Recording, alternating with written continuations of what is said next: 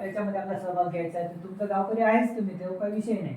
परंतु ते राबवण्यासाठी एक यंत्रणा लागते, तर त्याच्यामध्ये ग्रामपंचायत अधिकारी, त्यानंतर तलाठी, त्यानंतर कृषी सहाय्यक, त्याच्यानंतर तुमचा आदिवासी समाजाचा सक्षम युवक शब्द वापरला. मग मी या भाऊंना घेऊन घेतलं, त्या काकांना घेऊन घेतलं, चालेल का? ज्या माणसाला संपूर्ण वेळ देण्याची इच्छा आहे, जो स्वतःहून गावकऱ्यांची माहिती गोळा करू शकेल, आणि अचानक आम्ही तिथे बोलावलं लगेच तो चालला बाबा कळवला म्हणजे सार्वजनिक बोलावलं असं नियोजन करायचं आहे. तर असा इच्छा असणारा माणूस का ज्याला असं गावाप्रती वाटलं पाहिजे, प्रत्येक घराप्रती वाटलं पाहिजे. मी मगाशी पुन्हा एकदा बोलता बोलता म्हटलं तुम्हाला बचत गट,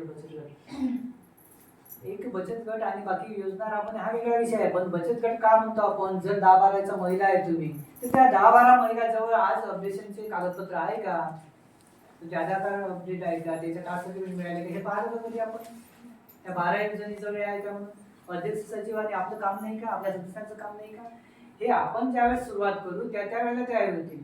एखाद्याला 10 वेळा म्हटल्याशिवाय करता येईल ती गोष्ट? काहीच करत नाही.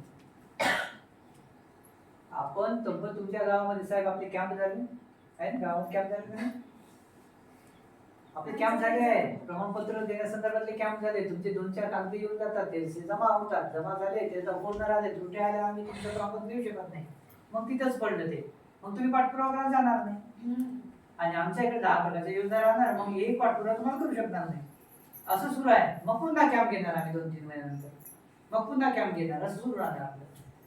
म्हणून तुम्हाला ज्या वेळेला कॅम्प होते त्यातल्या नेमके काय कागदपत्राची त्रुटी आहे ते तलाठी मॅडमला विचारलं पाहिजे, ते ग्रामसेवकाला विचारलं पाहिजे, कृषी साहेबांना त्यांच्या योजनेचं विचारलं पाहिजे, आणि तुम्ही पाठपुरावा करून तुम्ही दिले पाहिजे. बरोबर आहे सर? आणि त्यासाठी या लोकांची मदत घ्यायची आहे ग्रामपंचायतीच्या आपल्याला. ज्या महिलेला समजते, ज्या युवकाला समजते, ज्या